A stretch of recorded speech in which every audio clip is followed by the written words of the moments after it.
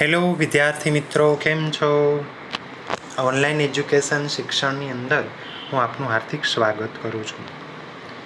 આજે ધોરણ 10માં સામાજિક વિજ્ઞાન વિશે આપણે અભ્યાસ કરવાનો છે. તો એમાં ચેપ્ટર નંબર 10 છે ભારતની કૃષિ. એમાં આપણે આગળ ખેતીના પાક વિશે જોયું, ખેતીની અંદર ટેકનિકલ અને સંસ્થાગત સુધારાઓ વિશે માહિતી મેળવી, હરિયાળી ક્રાંતિથી ખેત ઉત્પાદનમાં અસાધારણ પ્રગતિ થઈ એના વિશે માહિતી પ્રાપ્ત થઈ.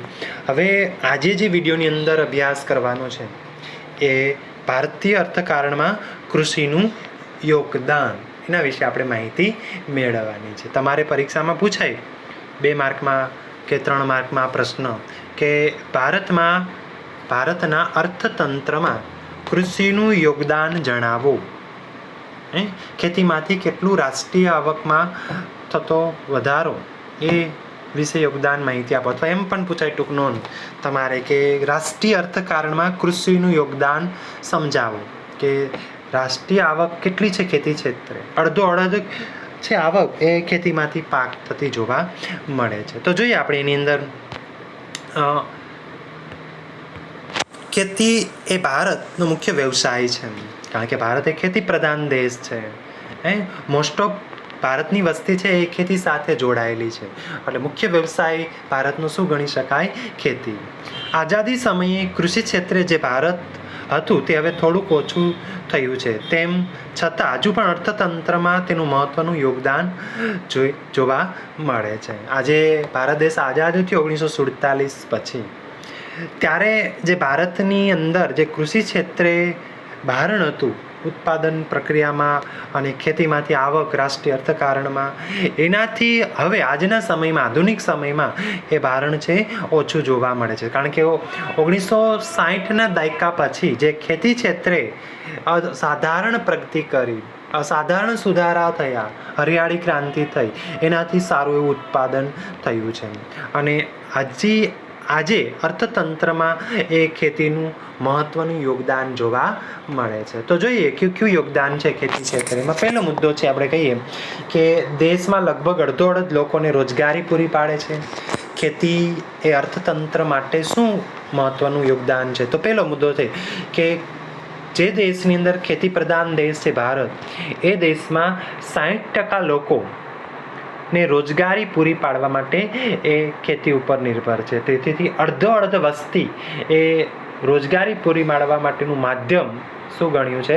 ખેતી. તો એ કૃષિમાં, અર્થતંત્રમાં યોગદાન છે. ત્યાર પછી બીજું, કૃષિ ક્ષેત્રે દેશના કુલ ઘરેલું પેદાશનો લગભગ જીડીપી આંક આપણે કે 70% હિસ્સો એ આપણે ધરાવે છે.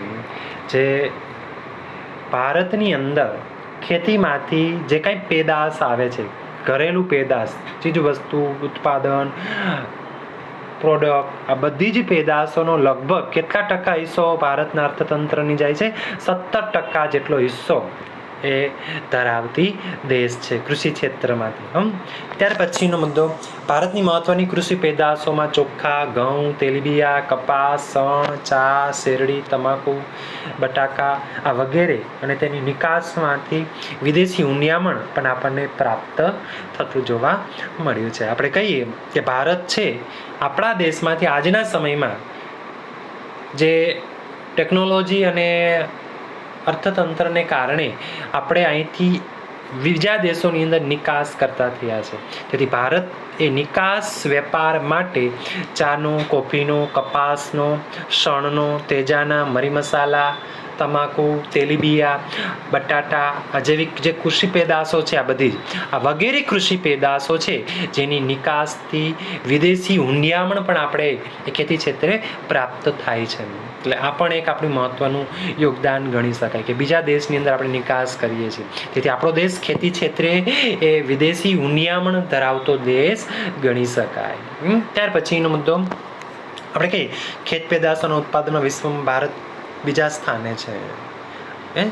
આપણે ખેત પેદાશ એટલે કૃષિ ઉત્પાદનોમાં ભારતનું વિશ્વની અંદર કેટલામાં ક્રમે આવે છે? બીજા ક્રમે. ઉત્પાદનની દ્રષ્ટિએ આજના સમયમાં સારું એવું ઉત્પાદન કૃષિની અંદર થતું જોવા મળે છે. ત્યાર પછીનો મુદ્દો, સુતરાઉ કાપડ, ખાંડ, કાગળ, તેલ વગેરે ઉદ્યોગો તથા ખાદ્ય સામગ્રીને લગતા પ્રસંસ્કરણના ઉદ્યોગો માટે કાચો માલ પણ ખેતીમાંથી જ પૂરો પાડતો જોવા મળે છે.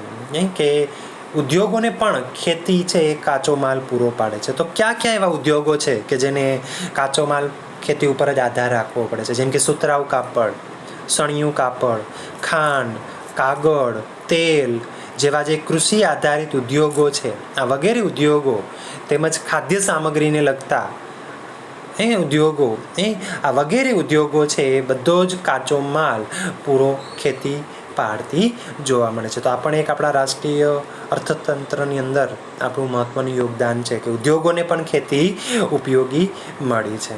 ત્યાર પછીની અંદર કૃષિ ભારતના લોકોને ખોરાક પૂરો પાડે છે. આપણે એક મહત્વની બાબત છે, અનાજ પૂરતા પ્રમાણમાં ખેતીમાંથી ભારતના નાગરિકને સૌને પ્રાપ્ત થાય છે.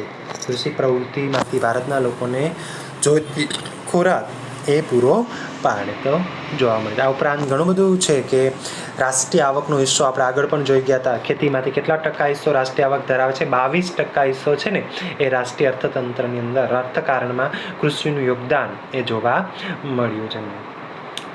તેથી ખેતી સાથે સાથે આપણા લોકો પશુપાલન કરીને પૂરક આવક પણ મેળવી શકે છે. એટલે સારું એવું યોગદાન છે એ ભારતનું અર્થકારણની દ્રષ્ટિએ કૃષિનું. તો એ જોઈએ કે આમ છતાં કે અનિયમિત અને અનિશ્ચિત વરસાદ, અમુક રાજ્યોની અંદર સિંચાઈની અલ્પ સગવડ ને કારણે ખેતી ક્ષેત્રે હજી વૈશ્વિક બજારોની અંદર આપણે કહીએ તો ભારતનો દેખાવ એ સાતત્યપૂર્ણ રહ્યો નથી. વિશ્વની અંદર સતત હજી આપણા દેશમાંથી નિકાસ થતી જ હોય એ હજી ઓછું જોવા મળે છે. શું કામ? કે આપણા દેશની અંદર આ બધું થોડું અલ્પ પ્રમાણમાં છે. નિયમિત વરસાદ નથી થતો, અનિશ્ચિત સિંચાઈની સગવડ અલ્પ છે, ઓછી છે, જોઈએ એટલી વિકાસ પામી નથી. એને કારણે આપણે વૈશ્વિક બજારોની અંદર સાતત્ય જળવાતું નથી, સતત નિકાસ થતો જોવા મળતો નથી. તો આ એ તમારે ભારતના અર્થતંત્રમાં કૃષિનું યોગદાન એ આટલો તમારે પૂછાય. ખ્યાલ આવ્યું? ત્યાર પછીનો છે પ્રશ્ન તમારે અનાજ સંરક્ષણ. એટલે આપણે એ પણ હિસ્સો છે આપણા ભારતની અંદર. તમારે પ્રશ્ન પૂછાય કે આજે ભારતમાં અનાજનું સંરક્ષણ કરવાનું શાથી જરૂરી બન્યું છે? સંરક્ષણ એટલે જાળવણી. આજે ભારતમાં અનાજનો સંગ્રહ કરવાનું શાથી જરૂરી બન્યું છે? આપણે એમ પણ પ્રશ્ન પૂછાય. સંરક્ષણ અને સંગ્રહ એટલે અનાજ આપણે સાચવી રાખીએ છીએ ગોડાઉનની અંદર, કારણ કે કોઈ દુષ્કાળ કે આવી પરિસ્થિતિ આવે તો તે સમયે આપણને અનાજ ઉપયોગી આવે. તો એ 2009થી લઈ તે આજ દિન સુધી અનાજ ક્ષેત્રે વાર્ષિક ઉત્પાદન કેટલા કરોડ ટનની અંદર ઉત્પાદન થયું એ આપણે ચાર્ટને આધારે આપણે માહિતી મળી છે. બાજુની અંદર જે ચાર્ટ આપ્યો છે 2009-10ના વર્ષમાં કેટલું વાર્ષિક ઉત્પાદન થયું હતું. તો જોઈએ અનાજ સંરક્ષણ માટે આજે કોઈ પણ દેશ માટે અન્ન સુરક્ષા એ જરૂરી છે. જો અનાજની માંગ વધતી જતી હોય અને અનાજની મોટા પાયે આયાત કરવી પડતી હોય તો તે દેશ માટે તેની રાજકીય સ્વતંત્રતા છે એ જોખમમાં મુકાઈ શકે તેમ છે. આજે કહીએ છીએ કે આપણે ભારત દેશ એક કૃષિ પ્રધાન દેશ છે. તો આવો જે કૃષિ પ્રધાન દેશ છે તો એવા દેશોની અંદર જો અનાજની આપણે આયાત કરવી પડે તો એ આપણા માટે ખરાબજનક બાબત કહેવાય. આપણા એ દેશની રાષ્ટ્રીય સ્વતંત્રતા છે એ માટે જોખમમાં મુકાય એવી શક્યતા કહી શકાય. કારણ કે આપણા આવો કૃષિ પ્રધાન દેશ, આવી કુશળ આબોહવા, પ્રકૃતિ, 3 ઋતુમાં પાક લઈ શકાય એવા જમીનો એ આપણા ભારત દેશને જ પ્રાપ્ત થઈ છે. તો એટલા માટે આજે આપણે અનાજ સંરક્ષણ કરવું ખૂબ જ જરૂરી છે, જેથી કરીને આપણે બીજા દેશો પાસેથી અનાજને આપણે આયાત કરવી પડે નહીં અને આપણા જ દેશની અંદર આપણે અનાજ પૂરું પાડી દઈએ એ માટે સંરક્ષણ અને સંગ્રહ કરવાનું જરૂરી બન્યું છે. તો જોઈએ એમાં કહીએ કે ભારતની અંદર હરિયાળી ક્રાંતિને લીધે આપણે અનાજ ઉત્પાદનમાં આપણે સ્વાવલંબી બન્યા છીએ. અનાજ ઉત્પાદનના વધારા સાથે સાથે દેશની વસ્તીમાં પણ શું થયો છે? વધારો થયો છે. આપણે 1951ની વાત કરીએ તો ત્યારની જે વસ્તી આશરે 36 કરોડ ને 10 લાખની જ હતી અને એની સરખામણીમાં આજે 2011માં કહીએ તો કેટલી વસ્તી છે? 121 કરોડ જેટલી વસ્તી થઈ છે. તો એ વધુ છે. ખ્યાલ આવ્યું? તો એ માંગમાં વધારો થયો, જો અનાજની વધુ જરૂરિયાત છે. તો કહીએ કે ભારતમાં આઝાદી પછી 1960માં હરિયાળી ક્રાંતિ થવાથી અનાજ ઉત્પાદન દેશની અંદર આપણો દેશ કેવો બન્યો વિદ્યાર્થી મિત્રો? સ્વાવલંબી. સ્વાવલંબી એટલે આપણે જ આપણા દેશની અનાજનું ઉત્પાદન કરતા થયા, બીજા દેશમાંથી આપણે આયાત કરવી પડી નહીં. એ સાથે દેશની વસ્તીમાં પણ શું થયો છે? સાથે સાથે વધારો થતો જોવા મળે છે. આપણે કહીએ કેટલી વસ્તી વધી છે? 1951માં ભારતની વસ્તી આશરે 36 કરોડ ને 10 લાખની હતી. તે વધીને ઈસવીસન 2011ની વાત કરીએ આશરે કેટલી થઈ? 121 કરોડ જેટલી થઈ હતી. જે દેશમાં અનાજની માંગમાં વધારો થયો છે. કારણ કે વસ્તી વધી તો દેશના અનાજના માંગમાં પણ શું થશે? વધારો. તેથી અનાજની માંગમાં પણ દેશમાં વધારો. જો આપણે કહીએ કે 2009ની અંદર કેટલા કરોડ ટન હતી? 218. 10-11 વર્ષમાં વધારો થયો. 11-12, 12-13 અને 13-14ની અંદર 256.4 આપણે કહીએ. બીજા 13-14માં કેટલું? 265 કરોડ ટન એ ઉત્પાદન થયું જોઈએ. તો આજે અનાજની ઉત્પાદનમાં પણ શું થતો જોવા મળે છે? તો વધારો. જોઈએ શું વધારો કે વધી છે. જેમ છતાં આપણા દેશમાં છેલ્લા 5 વર્ષમાં અનાજનું ઉત્પાદન વધ્યું છે. જોઈએ કે પ્રમાણે અનાજ આપણે આગળ જોયું 1950-51 ભારતમાં 51 કરોડ ટન અનાજ ઉત્પાદન થતું હતું. તે વધીને આજે 2013-14માં વિક્રમજનક 256.4 કરોડ ટન એ અનાજના ઉત્પાદનમાં વધારો થયો છે છેલ્લા 5 વર્ષમાં. આપણે કહીએ 51-50ના દશકામાં ભારતમાં ખાલી કેટલા? 51 કરોડ ટન જ હતું. તે વધીને આ 50 વર્ષના ગાળામાં 2013-14ના વિક્રમજનક ખેતી ક્ષેત્રે અનાજનું ઉત્પાદન કર્યું. કેટલા કરોડ ટન? 265.4 કરોડ ટન જેટલું ઉત્પાદનમાં વધારો થયો. તો આ જે વધારો છે અનાજ ઉત્પાદનમાં એ વિક્રમજનક સર્જ્યો કહેવાય અનાજ ક્ષેત્રે. તો એ ભારતની અંદર ઉત્પાદનમાં કૃષિ ક્ષેત્રે હરિયાળી ક્રાંતિને કારણે ઉત્પાદનમાં સ્વાવલંબી બન્યા છે, વધારો થયો છે. આજે આપણી પાસે એટલું અનાજ છે કે જે દેશની ન્યૂનતમ જરૂરિયાતો પૂરી કરી શકાય. આ ભંડાર ટકાવી રાખવું અને તેમાં વધારો કરવો એ આપણી આવશ્યક જરૂર છે. આપણે કહીએ કે ભારત દેશની અંદર છે કે પાયાની ન્યૂનતમ જરૂર કે રોટી, કપડાં, ખોરાક આપણે કહીએ ને એ પાયાની ન્યૂનતમ જરૂરિયાતો પૂરી કરી શકાય એટલું અનાજ આપણા ભારતની દેશની ગોદામોમાં જોવા મળે છે આજના સમયમાં.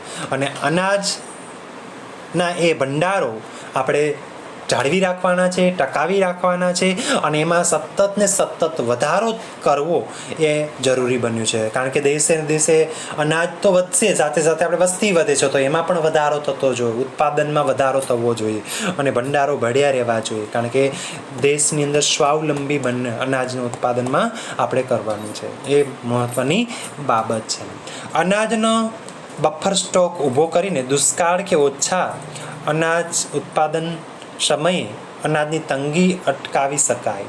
અનાજના ગોદામમાં રહેલા અનાજને સાચવવાની વૈજ્ઞાનિક પદ્ધતિઓ પણ અપનાવીને અનાજનો બગાડ થતો અટકાવી શકાય. આપણે કૃષિ ક્ષેત્રે આપણે કહીએ ભારતમાં અનાજનો સંગ્રહ કરવાનું સાથી જરૂર બની કે જે કંઈ સમયમાં અનાજનો આપણે કહીએ કે દુષ્કાળ પડે અથવા સ્ટોક ઘટે, દુષ્કાળ કે અનાજની અછત થાય તે સમયે આપણે અનાજની તંગીની નાબૂદ કરી શકાય. એટલા માટે આપણે અનાજનો સંગ્રહ કરવાની જરૂરી છે.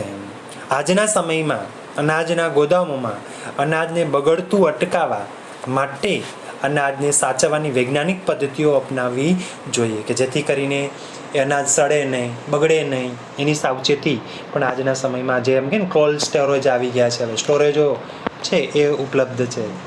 એવી પદ્ધતિથી તમે અનાજને બગડતું અટકાવી શકાય.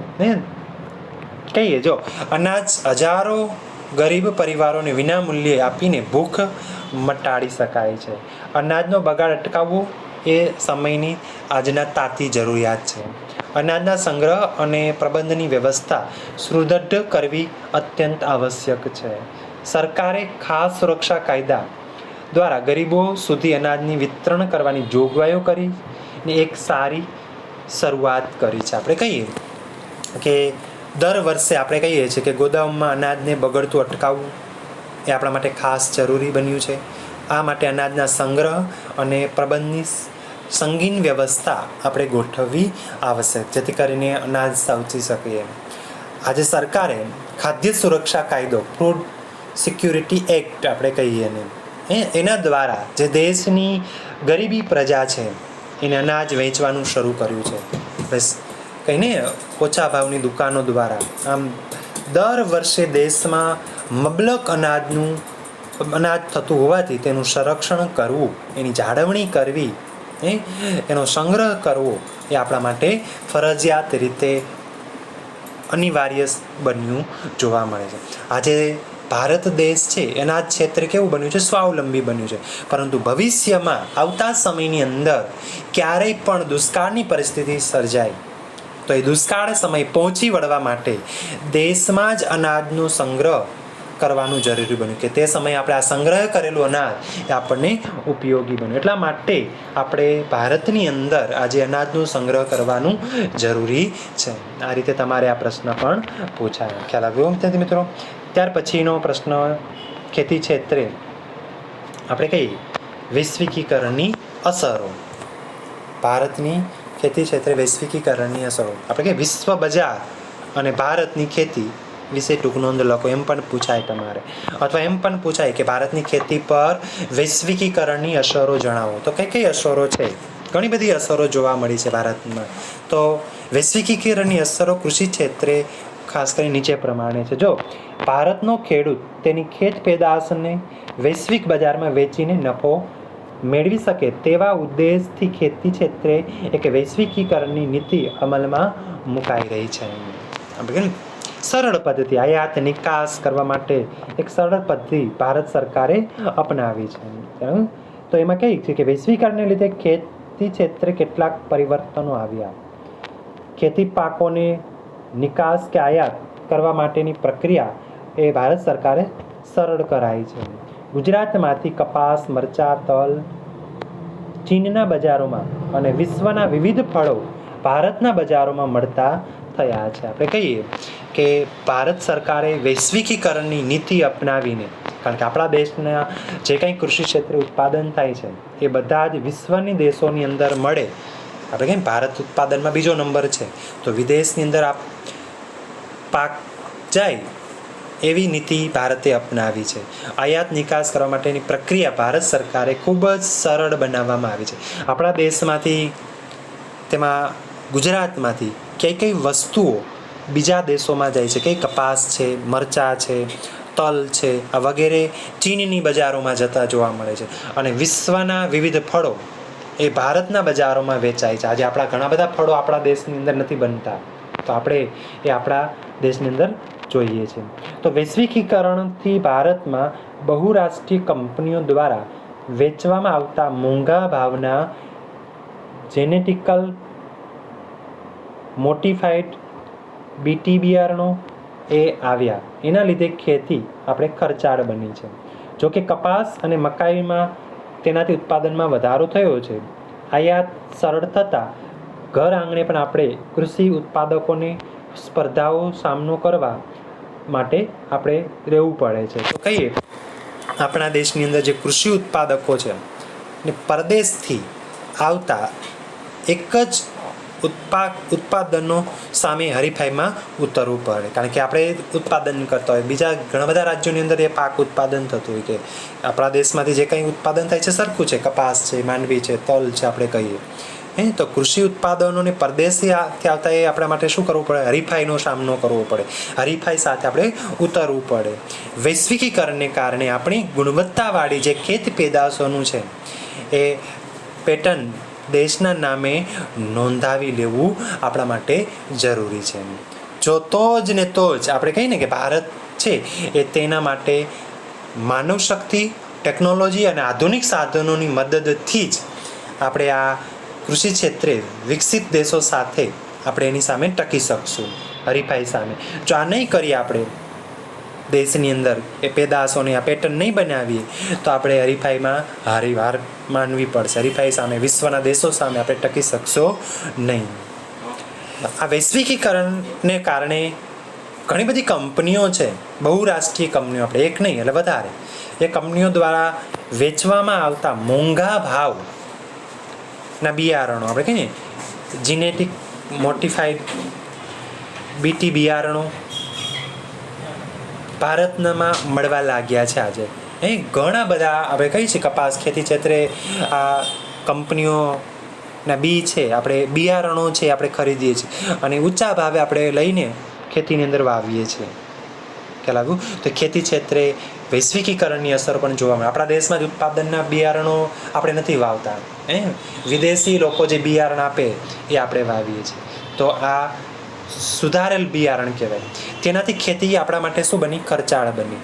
અને જો કે બિયારણો કપાસ અને મકાઈના ઉત્પાદનમાં પણ આપણે આ બિયારણ વાવતા સારું એવું ઉત્પાદન થતું જોવા મળ્યું છે. ખેતી ક્ષેત્રે અસંખ્ય પાકો એ આપણે પ્રાપ્ત કર્યા, હેક્ટર દીઠ સારું ઉત્પાદન લઈ આવે. એટલે વૈશ્વિકીકરણની અસરને કારણે પણ આપણે ખેતીમાં સારો એવો સામનો કરી શકીએ.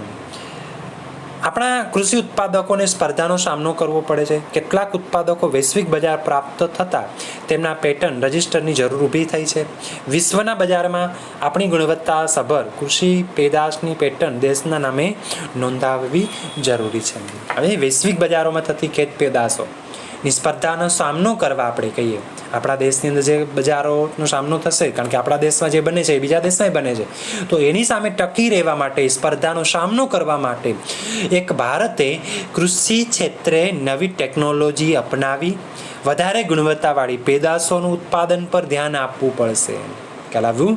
આપણે કહીએ ને સારી ગુણવત્તાવાળી પેટર્ન રજિસ્ટર બનાવવી પડશે અને કૃષિ ક્ષેત્રે જોડાયેલા લોકોની આર્થિક ઉન્નતિ અને સમૃદ્ધિમાં વધારો અને આયોજનબદ્ધ પગલાં ભરવા પડશે. તો જ આપણે આપણા ગુણવત્તાસભર આપણે વસ્તુ વેચી શકશું. ખ્યાલ આવ્યું? તો ખેતી ક્ષેત્રે આથી વૈશ્વિકીકરણની અસરો. ભારત કૃષિ ક્ષેત્રે વૈશ્વિક બજારોમાં થતી સ્પર્ધાનો સામનો કરવા નવી નવી ટેકનોલોજી અપનાવી ગુણવત્તા પર ધ્યાન કેન્દ્રિત કરવું પડશે. કૃષિ ક્ષેત્રે જોડાયેલ લોકોની આર્થિક ઉન્નતિ અને સદ્ધરતા વધારવા આયોજનબદ્ધ પગલાં ભરવા પડશે.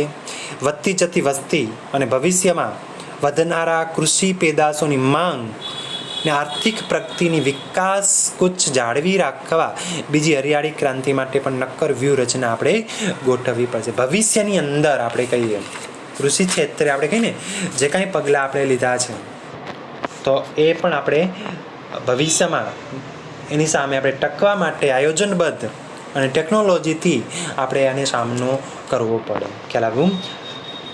તો આ રીતે આપણા પ્રશ્નો એ કૃષિ ક્ષેત્રે વૈશ્વિક બાબતોની કઈ કઈ અસરો એ આપણને જોવા મળી. એટલે સરકાર છે એ આપણને સારો એવો મહત્ત્વનો ફાળો આપેલો છે. તો અહીંયા સુધી આપણો પાઠ પૂરો કહીએ ને આપણે. તો સ્વાધ્યાય છે એનો આ પ્રશ્નો છે, મુદ્દાસર ઉત્તરો અને આ એના MCQ છે. આપણે MCQ જોઈએ, બરાબર ને? કે આપણે આગળ જોઈ ગયા નીચેનામાંથી કઈ ખેતી હેક્ટર ઉત્પાદન ઓછું થાય? કારણ કે બાગાયતી ખેતીમાં સારું ઉત્પાદન થાય.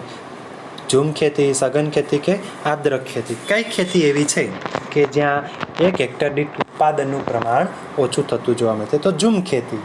આ ઝૂમ ખેતીમાં ઉત્પાદનની માત્રા છે એ ઓછી થતી જોવા મળે છે. બીજો વિકલ્પ, નીચેમાંથી કઈ ખેતીમાં રાસાયણિક ખાતરો અને જંતુનાશકોનો ઉપયોગ કરતો નથી? સજીવ ખેતી, મિશ્ર ખેતી, બાગાયતી ખેતી કે ટકાઉ ખેતી?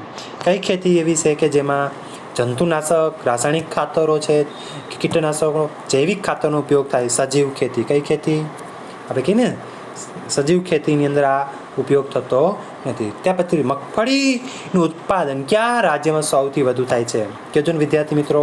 કેરળમાં, તમિલનાડુમાં, મધ્યપ્રદેશમાં કે ગુજરાતમાં? કેમાં થશે સૌથી વધુ? આપણા ગુજરાતની અંદર સૌથી વધુ ઉત્પાદન થાય. હવે ચોકલેટ શામાંથી બને છે? આપણે કીધું હતું ઘણી બધી વસ્તુઓ છે, તલ, કોકો, રબર કે ચા. કેમાંથી ચોકલેટ બનાવે? કોકોમાંથી આપણે ચોકલેટ બનાવીએ છીએ. કોકો એક પીણું પણ છે, એમાંથી ચોકલેટ પણ બને છે. 5મો, નીચેનામાંથી કયા મસાલા પાકમાં ગુજરાત પ્રથમ ઉત્પાદક રાજ્ય છે? ઈસબગુલ, મેથી, સરસવ કે ધાણા? કયા જેવો પાક છે એમાં પ્રથમ નંબર આવે છે? ઈસબગુલ. આમાં સૌથી પ્રથમ નંબરે જોવા મળે છે. અને નીચેનામાંથી કયું કઠોળ એ રવિ પાક છે? અડદ છે, મગ છે, ચણા છે કે મઠ?